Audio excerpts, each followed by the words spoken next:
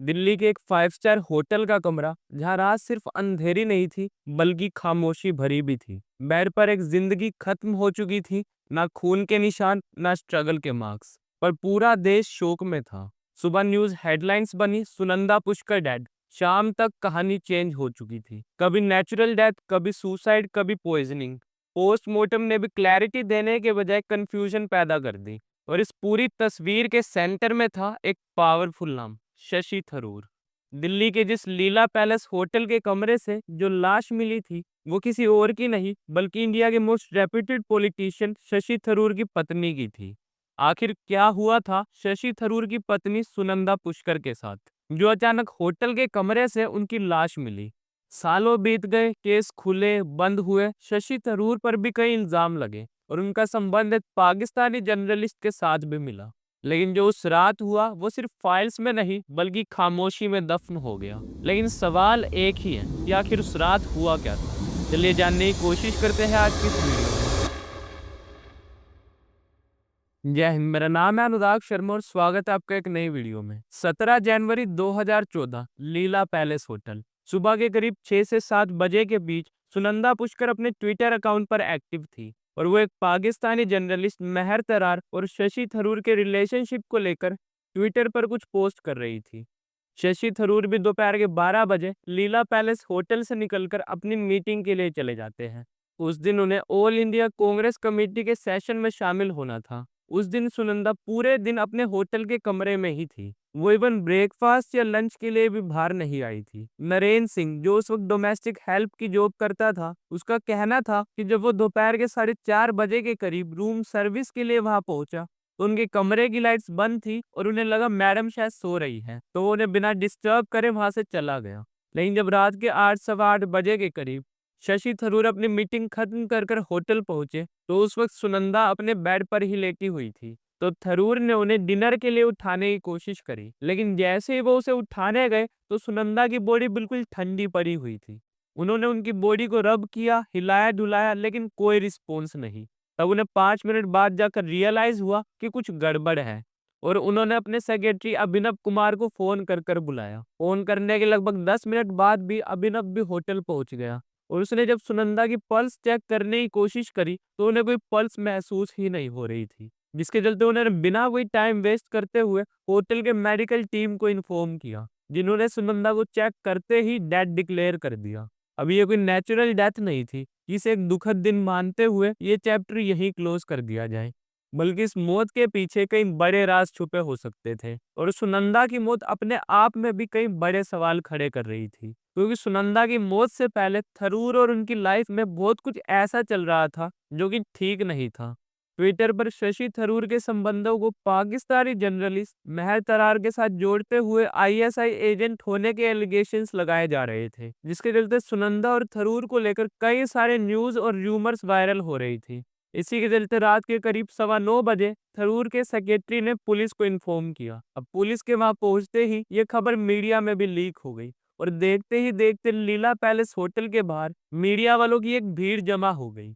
अब उस रात एग्जैक्टली हुआ क्या था, ये समझने से पहले आपको इससे पहले की कहानी समझनी होगी कि शशि थरूर का एक पाकिस्तानी जर्नलिस्ट के साथ क्या कनेक्शन था और ये सब शुरू कहाँ से हुआ, जो ये बात यहाँ तक पहुंच गई। तो अक्टूबर साल 2009, जब शशि थरूर एक एक्सटर्नल अफेयर्स मिनिस्टर भी थे, वो एक बिजनेस ट्रिप के लिए दुबई जाते हैं, जहां एक पार्टी के दौरान उनकी मुलाकात सुनंदा से हुई थी। सुनंदा एक दुबई की ही वेल एस्टेब्लिश्ड बिजनेस वुमेन थी, जो एक कश्मीरी फैमिली से बिलोंग करती थी। हालांकि उस वक्त तक सुनंदा की 2 शादियां हो चुकी थी, जिसमें से एक संजय रैना के साथ हुई थी, जिससे उन्होंने साल 1978 में डाइवोर्स ले लिया था और डाइवोर्स के बाद ही वो दुबई आकर सेटल हो गई, जहां उन्होंने अपनी खुद की एडवर्टाइजमेंट एजेंसी के साथ साथ इवेंट मैनेजमेंट और रियल एस्टेट का बिजनेस शुरू किया।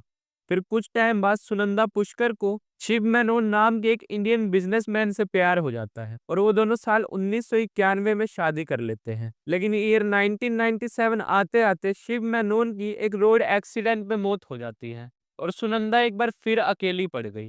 लेकिन इतने साल अकेले बिताने के बाद फाइनली साल 2009 का समय आया, जब उनकी मुलाकात इंडिया के एक्सटर्नल मिनिस्टर शशि थरूर से होती है, जो उनके चार्म, आउटस्पोकन पर्सनैलिटी और कश्मीरी रूट से काफी इम्प्रेस हुए।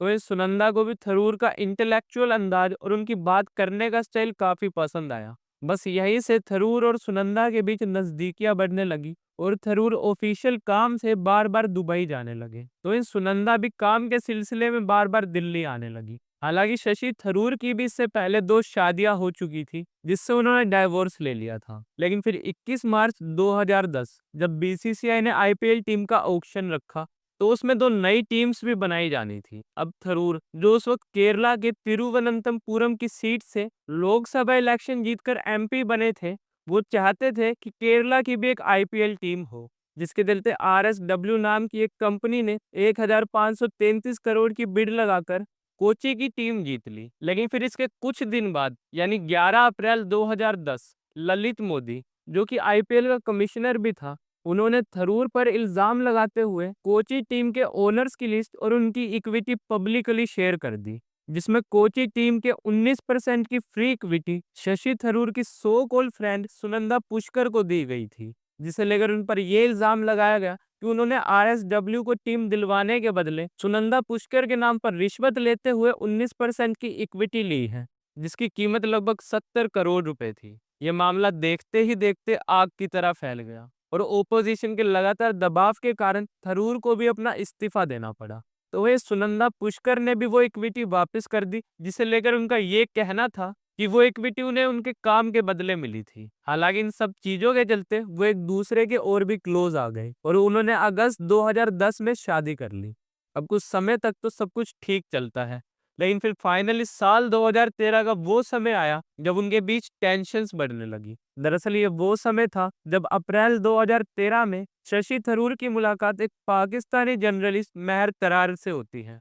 जब वे एक पर्सनल विजिट पर पाकिस्तान गए थे और उन्होंने पाकिस्तानी जर्नलिस्ट महर तरार को इंटरव्यू दिया था। इसी के बाद से उन्होंने एक दूसरे को ट्विटर पर भी फॉलो करना शुरू कर दिया, जिसके चलते आगे चलकर ये बात इतनी आगे बढ़ गई कि महर तरार पर आईएसआई एजेंट के होने के एलिगेशंस लगाए गए और शशि थरूर के बहाने इंडिया पर जासूसी करने का भी आरोप लगा। दरअसल हुआ क्या कि साल 2013 में शशि थरूर और महर तरार के इंटरव्यू के बाद उन्होंने ट्विटर पर एक दूसरे को फॉलो करना शुरू कर दिया, जिसे लेकर थरूर की पत्नी सुनंदा को पहले तो लगा कि ये बस एक फॉर्मल फ्रेंडशिप है। लेकिन जब उन्होंने थरूर का फोन चेक करना शुरू किया, तो उन्हें उनके फोन से ऐसे कई सारे पर्सनल मैसेजेस मिले, जिसमें पाकिस्तानी जर्नलिस्ट महर तरार शशि थरूर को कई सारे प्यार भरे मैसेजेस कर रही थी, जिसके चलते सुनंदा ने भी ये सभी बातें मीडिया में बताना शुरू कर दी। और उनका तो यहाँ तक भी कहना था कि वो दोनों सिर्फ ट्विटर पर ही बात नहीं करते, बल्कि उनकी दुबई जाकर भी मुलाकात होती है। और सुनंदा ने महर को आईएसआई एजेंट बताते हुए इंडिया पर जासूसी करने का आरोप लगाया। लेकिन फिर फाइनली वो समय आया जब सुनंदा की मौत से ठीक 2 दिन पहले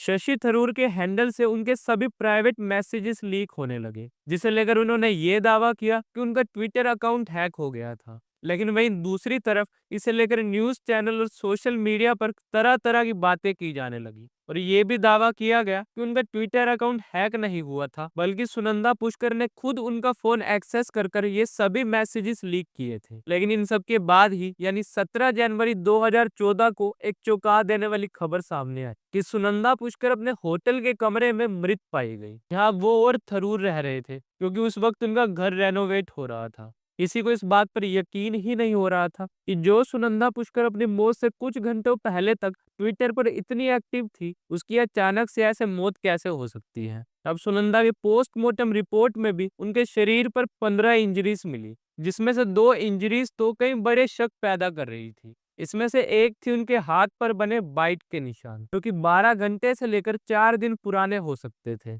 दूसरा सिरिंज का निशान मिला, जो कि उनकी बॉडी पर ऐसी जगह पर था जहां कोई भी इंसान खुद को इंजेक्ट नहीं कर सकता था। अब इसे लेकर शशि थरूर पर भी काफी लंबे समय तक केस चला और पुलिस ने भी अपनी पूरी इन्वेस्टिगेशन करी, लेकिन ये केस कभी कोई कंक्लूजन तक पहुंच ही नहीं पाया कि सुनंदा का मर्डर हुआ था या सुसाइड। और ना ही शशि थरूर के खिलाफ कोई ऐसे सबूत मिले जिससे इल्जाम उन पर लगाया जा सके, जिसके चलते साल 2021 में ट्रायल कोर्ट ने थरूर को सभी चार्जेस से फ्री कर दिया। लेकिन ये केस अभी भी दिल्ली हाई कोर्ट में पेंडिंग पड़ा है। आपको क्या लगता है, क्या सुनंदा पुष्कर के सच में मर्डर हुआ था या इसके पीछे की वजह कुछ और ही है? हमें कमेंट सेक्शन में लिखकर जरूर बताएं। टिल देन गुड बाय, जय हिंद, वंदे मातरम।